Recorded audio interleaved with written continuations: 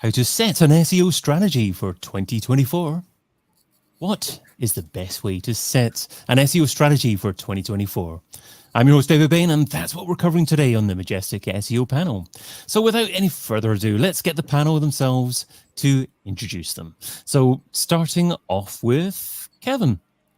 Hey, Kevin Indig. I'm a growth advisor to fast-growing startups, mostly with strategic SEO. And in my spare time, I write a weekly newsletter to now over 11,000 subscribers called The Growth Memo, and recently launched a paid version of that as well called Growth Memo Premium.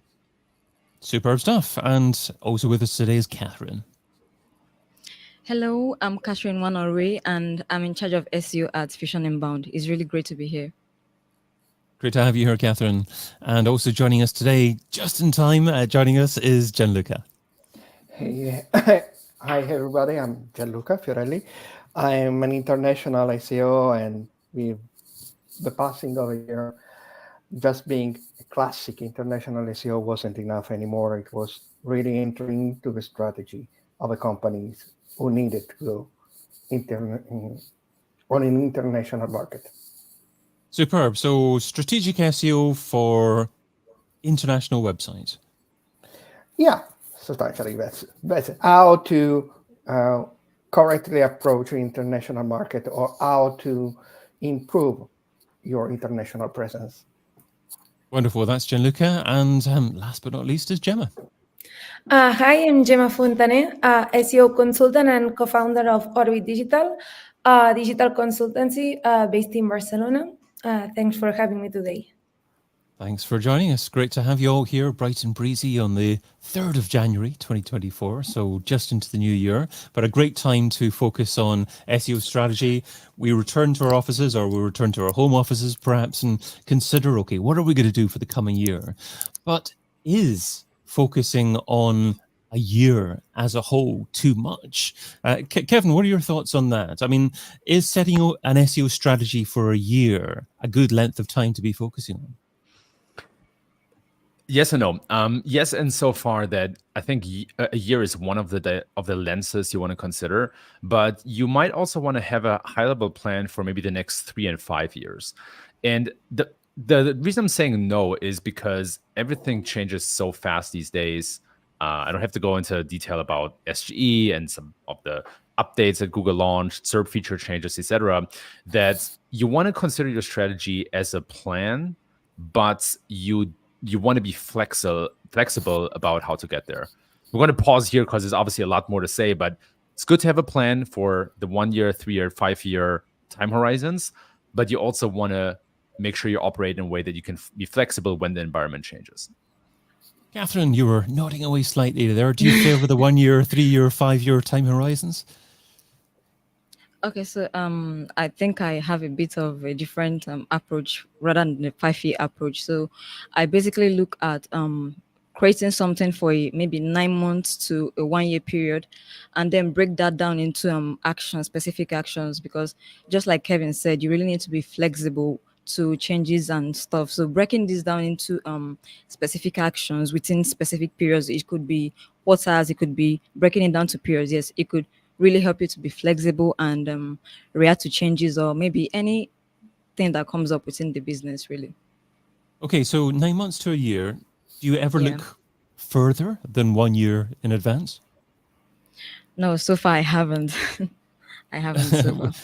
What about yourself, Gianluca? Are you a long-term analyzer and strategizer? By nature, I tend to say yes, and it happens. It happens sometimes, especially in my field, in international SEO, especially if the internationalization is ambitious. Obviously, you cannot think in terms of 6 months or even 1 year.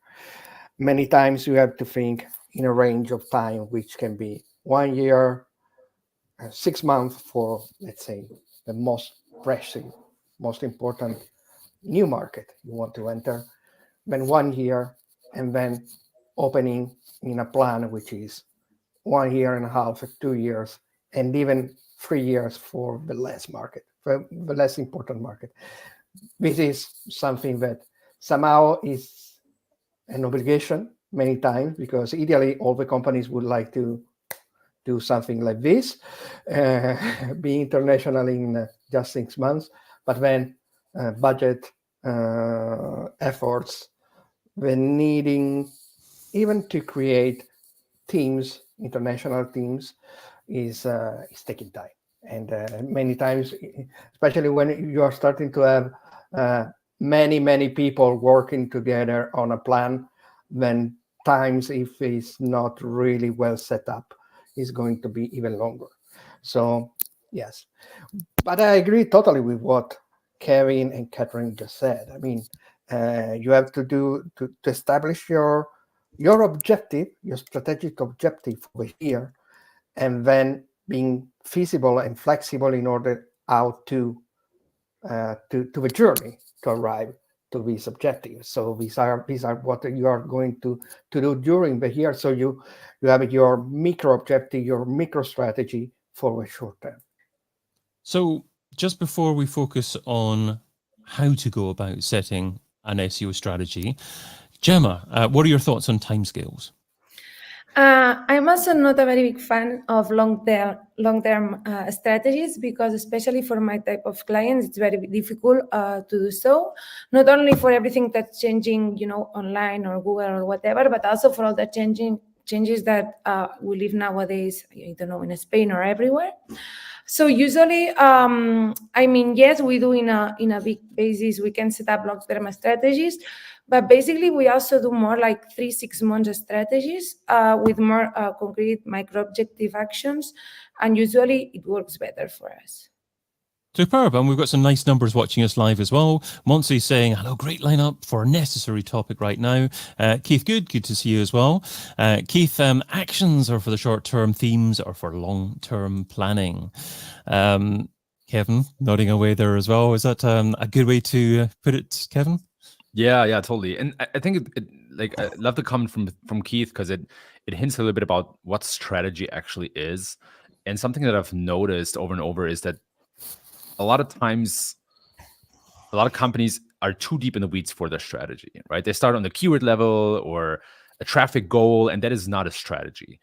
Strategy starts with a key insight about the company, the market, an opportunity, competitors, a changing landscape, right? So it all starts with a thorough assessment of where you are right now. And it doesn't have to start with the keyword level or technical SEO or something like that. It has to start with, what is the company? What is the target audience? What is the product? Who does the company compete with?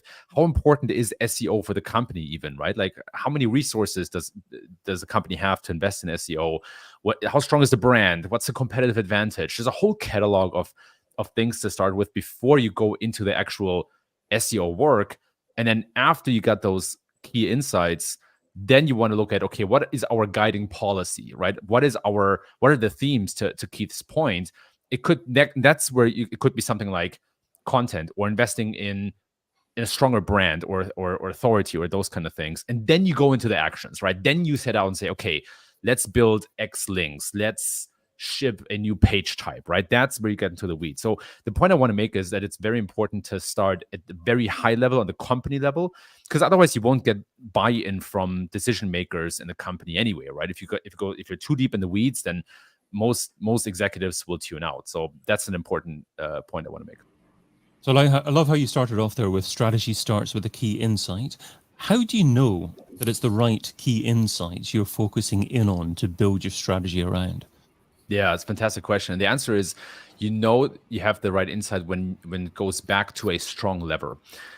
Lever is something that you can pull or do more of, and you get more back. It could be something like, say you're a software marketplace like G2, which I know intimately because I worked at the company. A strong lever in that regards is more reviews, right? And so the more reviews you have, the more of a competitive advantage you have against other websites, and the more content you have on your website to rank higher on Google. But driving more reviews is not something that a lot of SEOs would think of as the first thing to do, because it's not that close to actual SEO, but it has huge impact on SEO, right? So you want to think about what are the levers that drive SEO or that drive the business, and then think about, okay, what are the key insights here that help us to improve that lever or pull that lever in a more effective way. Katherine, what are your thoughts on the levers that drive SEO? I mean, do you often work with other departments within a business to establish what insight you should be focusing in on? Oh, absolutely. So, first, it usually starts with getting to understand what the business itself, what the business wants to achieve, right? So, and in most cases, you would really want to be really careful here because, like we mostly work with small websites, small businesses, and in many cases, you would see a client saying, "Okay, we want to rank number one for this keyword." Why that seems like what they have in mind is not an actual goal. So maybe in an actual sense, they mean we want to rank higher so that we can get more visibility and then get more sales or leads. So in really getting to understand what the business goals are, you also have to chip in and also give more insights to the business to guide them, especially for smaller businesses that don't have a really good idea of what they have in mind.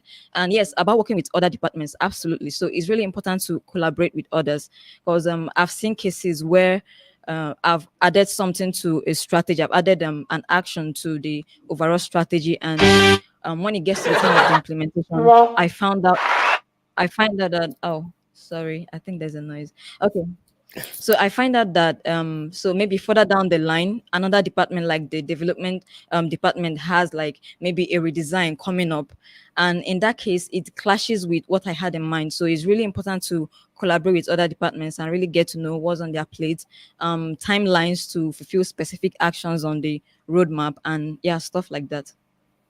Superb. And Gianluca, from an international SEO perspective, do you find it challenging because you'll often perhaps have competing focuses from different countries that you're assisting? Yes, I mean, we can definitely talk about internal battle between the different national teams sometimes. I usually tend to, I do some sort of gossip. I want to know what's really cooking behind the nice faces I see on a video call, in order to also understand how to move myself with the people. But this is just diplomacy, is not strategy. But a good touch of diplomacy is important when you want to establish a strategy which is able to put everybody on the same journey. So I guess you're establishing who you should be listening to most when you're getting a feel for how strong opinions are. Sorry. Yeah, I usually tend to talk with the main team. With a main team, in the sense, let's say a multinational company usually has a main team, which is the one directing the others, establishing rules for the others. And usually I ask to involve also the business. Maybe not the stakeholder, because I'm not on the level to talk yet with the stakeholders, the CEO of this kind of big companies. But yes, for instance, the responsible of marketing for the entire company, in order to understand what is the process, what is the objective, the business objective that are moving them to ask for a support for international SEO. And so I want to know our SEO, our international SEO is fundamental or important for their international SEO internationalization strategy in terms of business overall. I want to know how a business is working. How do they plan to improve the presence of our business internationally, not just in terms of SEO. I want to know what about the other channels? I don't know, news market, email marketing, lead generation, social media, but also physically, what we are going to do. We are going to expand also physically or not. I need to have all the data in order to have clear benchmark over which compare and prepare my proposal for a strategy and discuss it with them. And then obviously, when it comes to international SEO, you have also the need to localize the strategy, because obviously you cannot say, we already know for international SEO, you cannot copy paste the SEO for one country to another country, because it's a totally different behavior, totally different situation, etc., etc., etc. So this is also for a strategy. What you want to achieve maybe need some steps and tactics in one country or another. But for instance, let's say Western countries are totally different from Eastern countries. So you have to think substantially in setting up a strategy and then localizing it with the local teams also. So it's complex, as everything in international is not more difficult, but more complicated. Love that. Lots you mentioned there as well to think about there as well. I just want to mention that Rana said on LinkedIn Live, we're broadcasting on LinkedIn Live. Should be broadcasting on Facebook, but Facebook has had a bit of a challenge broadcasting live recently for some reason. Certainly broadcasting live on YouTube and X as well. But Rana's saying, thanks so much for an amazing live. Will it be registered? I think you're meaning basically, can you watch the replay? Absolutely. The replay will be available on those channels. The replay is also available as an audio podcast as well. So if you like consuming this content as an audio podcast, then just search for the Majestic SEO podcast and you'll be able to find this show there. Gianluca, I love how you touched upon working with other channels and actually knowing what other channels are intending on doing over the next time period to actually help to refine what your SEO strategy should be to support that. You also talked about business objectives as well. Now, sorry, I'm just getting a little bit more room on the screen there and going to go to Gemma now. So Gemma, bearing in mind what Gianluca said, Gianluca's talking about business objectives, obviously Kevin talking about establishing key insights.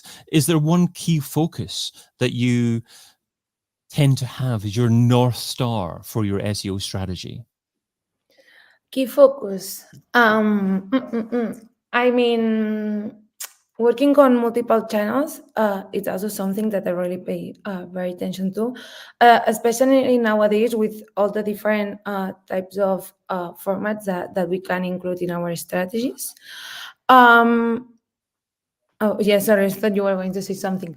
So yeah, for me, this is also very important nowadays when we set up our strategies. For example, and this is like something to work with all the different departments. So for example, I don't know if I'm not explaining good, but nowadays, for me, it's very important to know which kind of content and through which channels we are going to create the content and the strategies and why, to define the different products that we have, to know our target audiences depending on the channel, and to create the best content depending on what users need. Yeah. Let's go through a little fun exercise.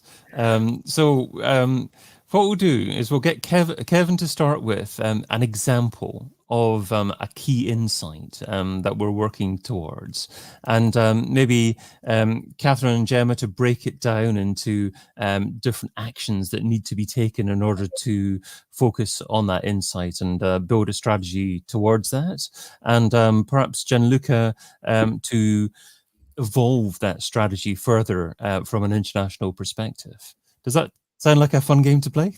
Yeah. Okay, Kevin, what key insight shall we aim for?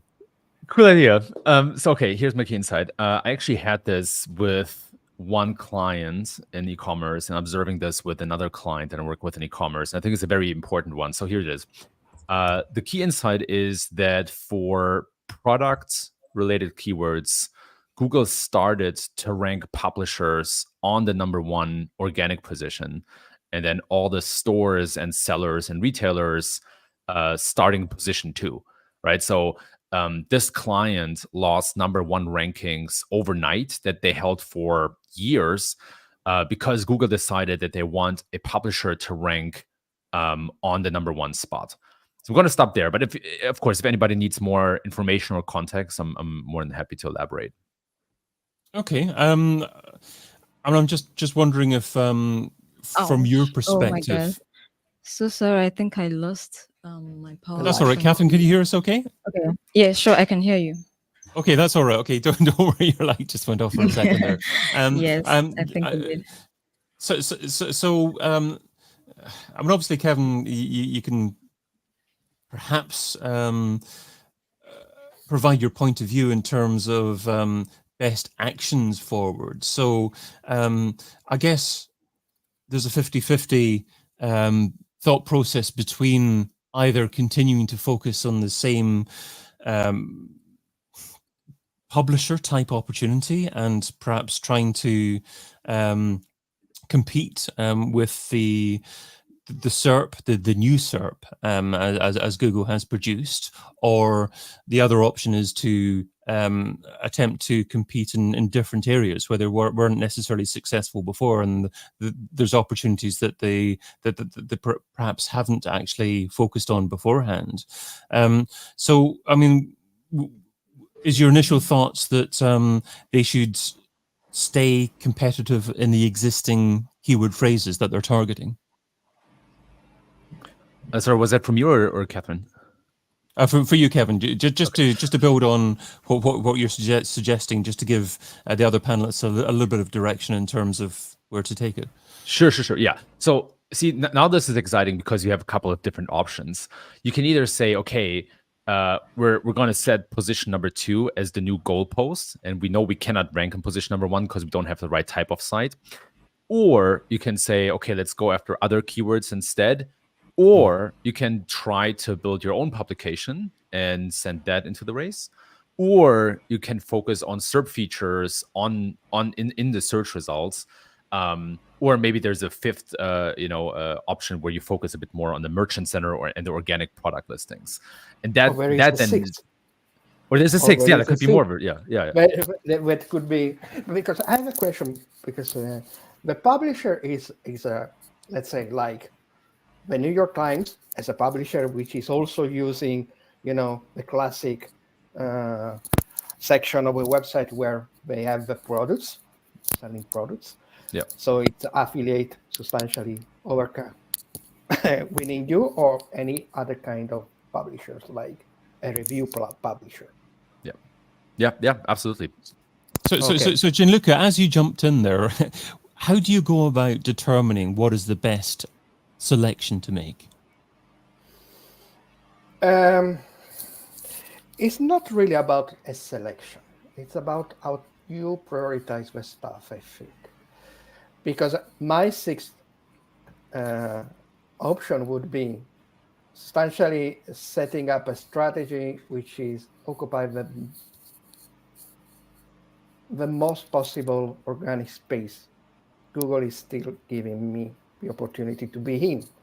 So, which means SERP features, trying to maintain at least the 2nd position with your current page, but also then creating content opportunity, not just only with your own magazine, which can be, for certain sites, could be quite difficult. But it's a valid idea, especially for big brands, having your own branded content, informational branded content, for instance.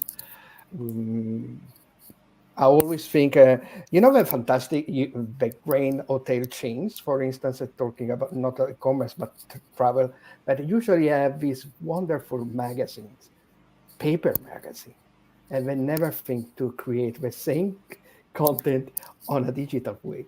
This is an example of how to create branded content, but they already know how to do it by simply translating it to a website.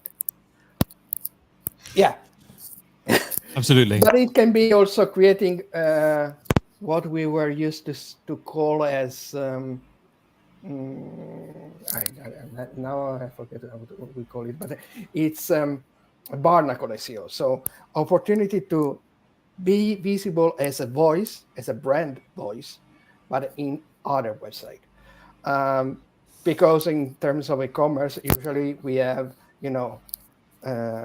critic reviews. Google is showing us critic reviews.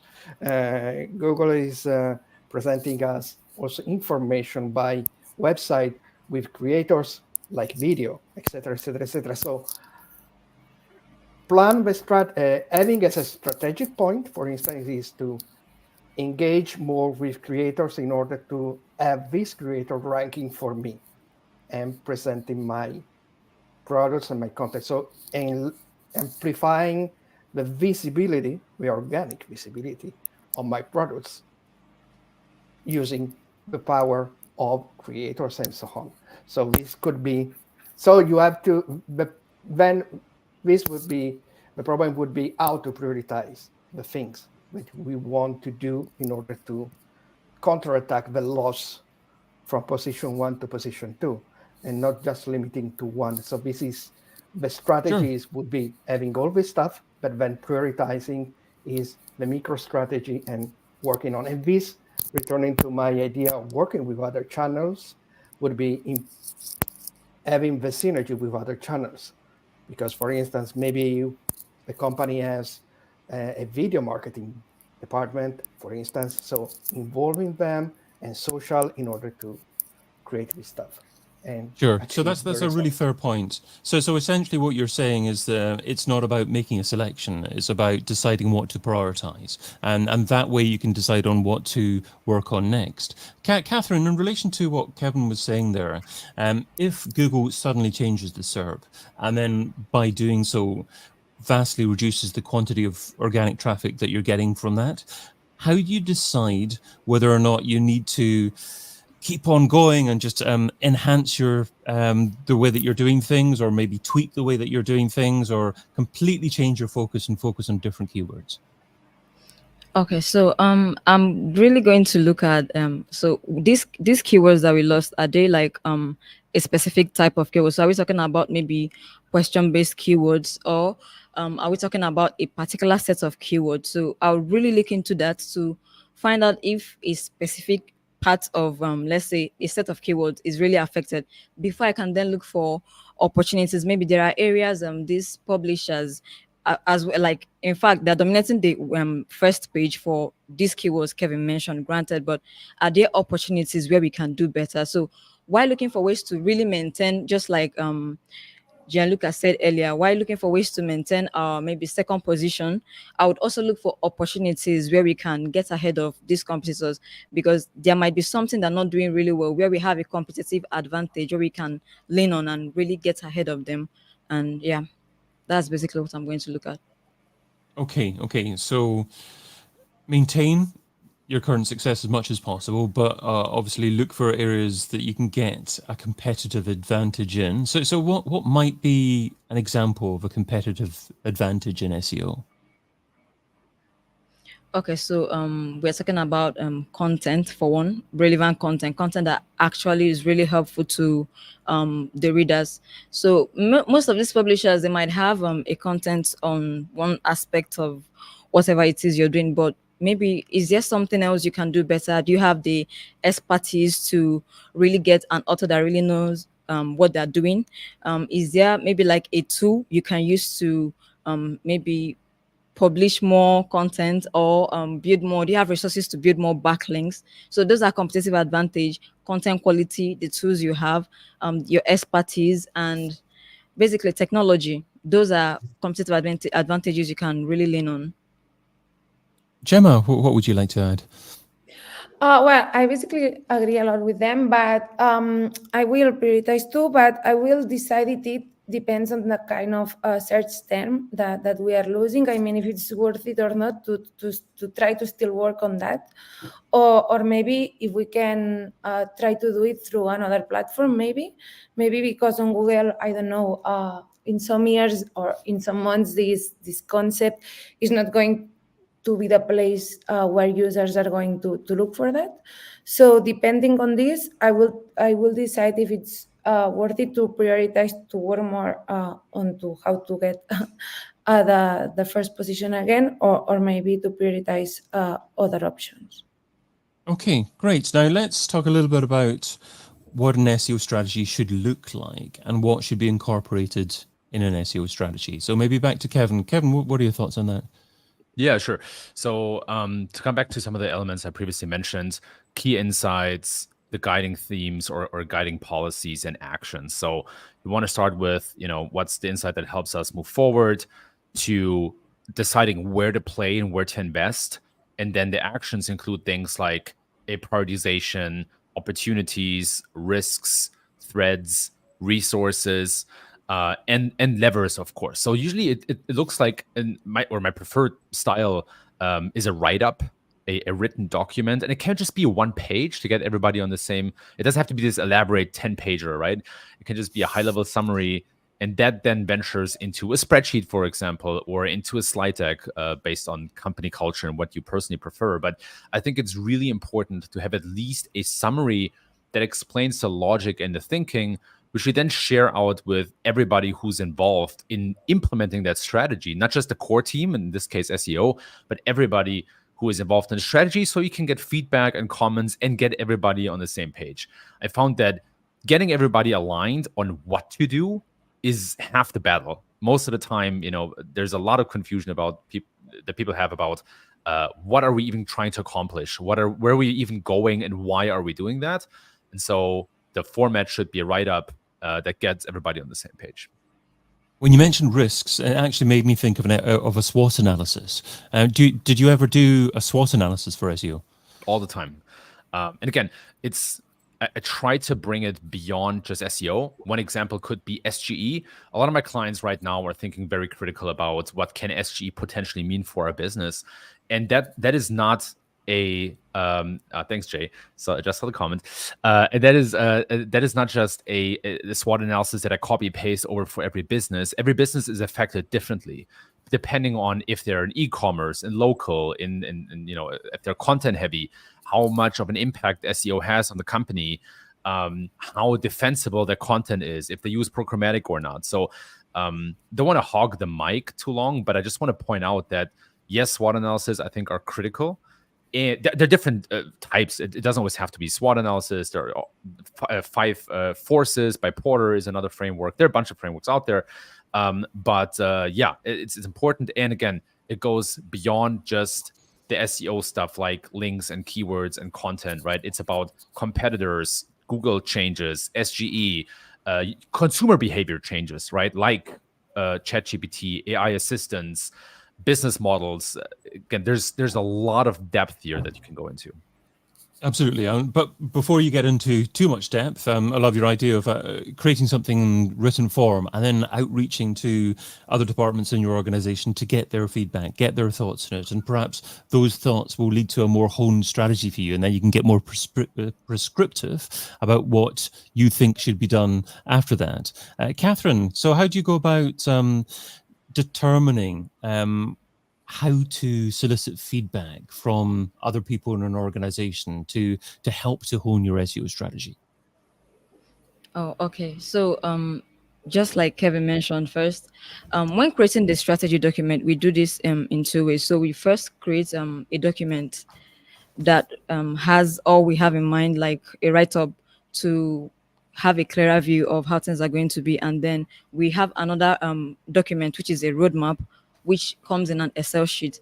So once we share this with other departments, we really fix let's say meetings or communicate through whichever platform works to understand, oh, okay, this is what I have in mind. Great.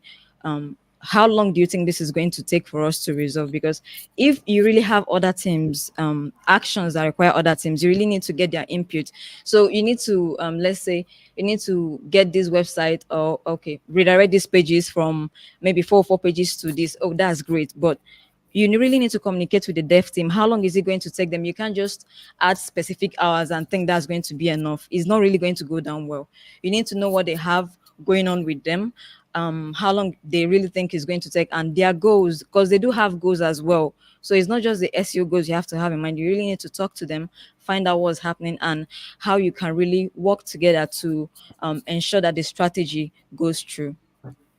Absolutely, and the insight could be something like, well, it's a bad user experience. Most people are not happy with having to wait 5 seconds for this particular action on a website. And what you're trying Absolutely. to do is, speed things up, and the technical improvements, as you say, might take over a year to implement, or there might be a queue of other things that another department has prioritized for some reason. So unless you establish that, there's no point in actually having a goal of achieving those objectives within the year, because obviously you haven't had those conversations first of all. So great point there.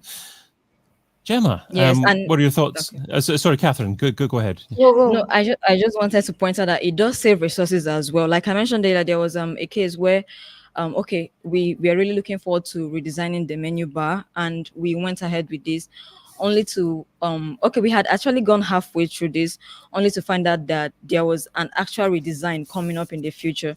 So this really didn't make sense because we had already wasted so much time getting to this level only to find out that there's something else that is going to undo all these efforts. So yeah, it does save time and resources generally. Superb. Gemma, go for it. No, we do more or less the same. So I basically agree with them. We basically, in order to know what to target, we also have different documents depending also a little bit on the client or you know, or the sector or whatever. And depending on the department, we have different camps that they need to fill with different questions. So this helps us to define our SEO goals. And they are like questions related to the products that maybe they want to prioritize, the target audiences, what they've done so far, what they want to do, and some explanation on how everything is working. So after that, we can get some conclusion and then have this roadmap to defining all the different actions. Gianluca, how do you determine that your target is the right target to be focusing on? To determine, I mean, no, I'm joking. You're spinning the wind where it's going. No, I'm joking. What I usually do is it's a sort of, okay, somehow as Kevin creating a sort of checklist of how to explode a strategy. So if point A is here and point B is here, what are the logical paths to go from A to B? So it's more a mix between a Gantt and a mind map in order to show a logic that I'm proposing something. And then usually I give this document to the different departments in order for them to fill the space, the blank space that I left for them, in the sense, okay, if we need to improve technically because there are many difficulties in terms of, for instance, internal link, we need to improve blah, blah, blah, all this kind of stuff. So the tech department can give me the timing, which is an important thing. Then, but for, let's say that also for achieving the results, which is in B, we need to, let's say, improve the creation of content, both updating the older one plus creating new one, pass this part of a Gantt, of a mind map, to the content team in order to, okay, how you can do that between this space and time, how can you commit yourself in timing, let's say, so they can start practically putting the information that you need to then complete and make this, let's say, at first theoretical strategy into something practical. For instance, they can say, okay, we can do the international team A for UK, let's say, can say, okay, we can commit on creating 10 articles. But the Spanish one is telling you, no, we have forced just for 5. And then you have to combine all this kind of information in order to create a plan, for instance, in this case, an editorial content plan, which is fitting for everybody and helping everybody to grow in achieving the objective. So it's giving first this sort of mind map and Gantt and blank Gantt, and then giving to the different teams of a client, and then without, like, let's say, in a separate form, then recovering them, merging the data with all the insights that you have received from the business owners, and then having a final discussion in order to conclude the strategical plan plus the tactics that you have to use. We've got Dimitri asking if setting an SEO strategy for 2024 is the same as setting an SGE strategy. I guess the answer could be that setting an SEO strategy is your focus on your one key objective, your insights, your North Star that you're aiming for. But an SGE focus is more action orientated. Would that be right? Yes, for me, yes. I mean, for me, there is a big misconception, I think, about what search is nowadays. Because I still see many SEOs still thinking in search as the organic search results or universal search. But this is not so since for many years already. I mean, when I tend to think to search, I don't know if Kevin, Katherine, or Gemma agree, I think of search journey. What is the journey people have when searching for an answer, for a product, for a service, for something? So it's not just limited to search. It's not just Google. It can be SGE, but it could be also searching on ChatGPT, or searching on Reddit, or searching on TikTok, or searching on YouTube, and so on. So search is not just the universal search. I think this should be something that we should understand. And if we are able to think on a larger scope, then we can have a better strategy. Because if we think, okay, the classic zero-click SERP. If you think just in universal search, a classic organic search results, obviously that zero-click SERP and SGE maybe is going to be a problem for you. But if you think in search as a search journey, so touching more platforms, more channels,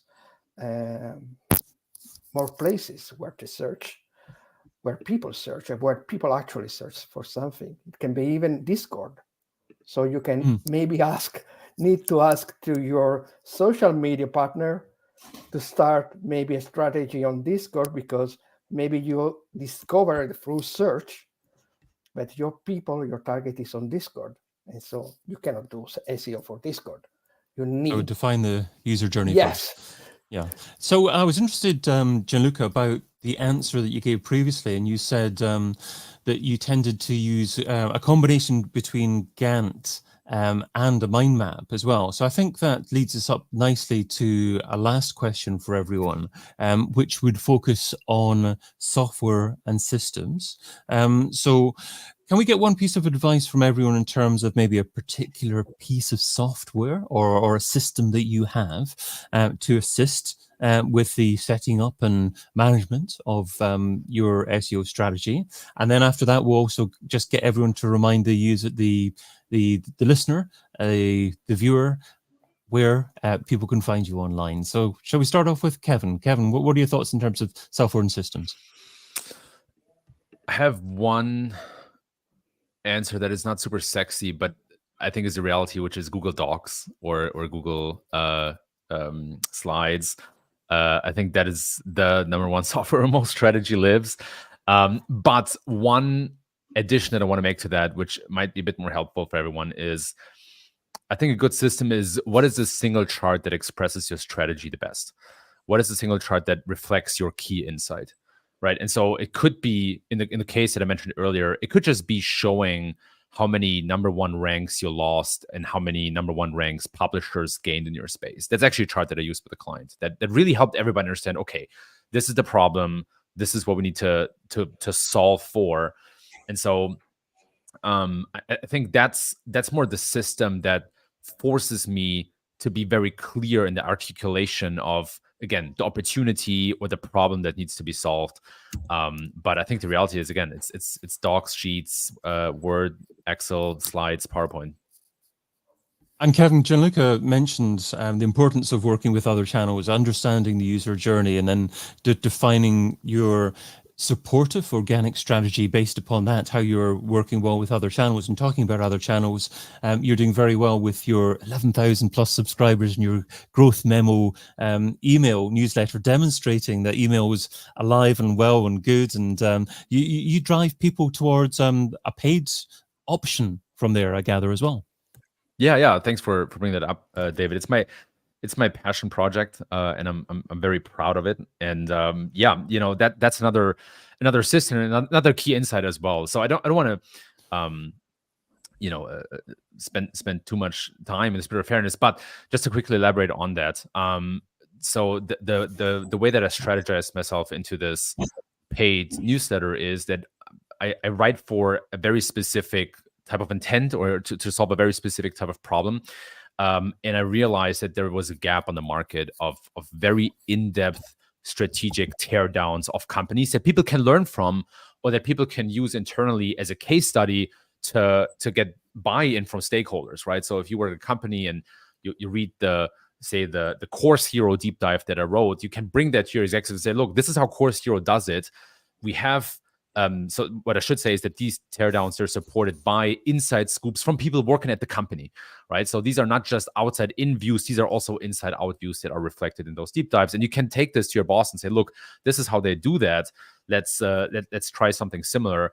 Or if you're an investor, I have some investors as well, and they want to invest in that company or competing companies, and that's helpful for them as well. But I realized that there was a gap on the market of people who needed those kind of deep dives, who are also readers of my newsletter, and so that's why I went into that direction. And the key insight here, as you said already, David, was talking to my free subscribers, just asking, okay, what are the problems you're dealing with on a daily basis?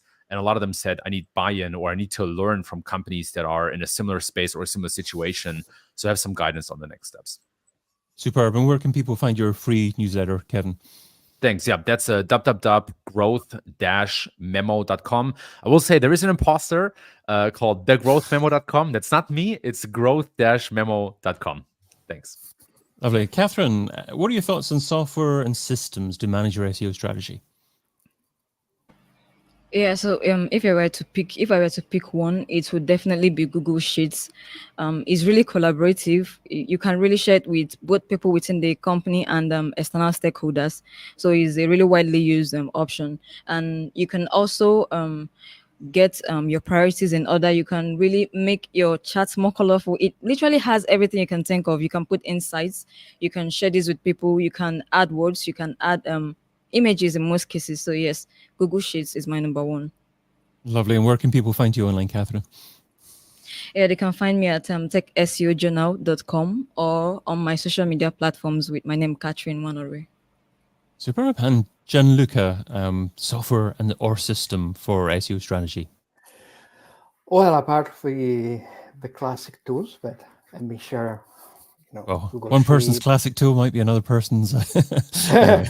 No, I mean the Google Sheet, Google Docs, slides, a good screen recorder, because many times I think that people understand more with visual, and visual is not just a screenshot. A screenshot, for instance, making people seeing a SERP, let's say of 6 months ago, and the SERPs right now, maybe it's more helpful when writing 2 pages about the SERP changes. But it's also what I like is screen capture, to see how people navigate the website, how people search.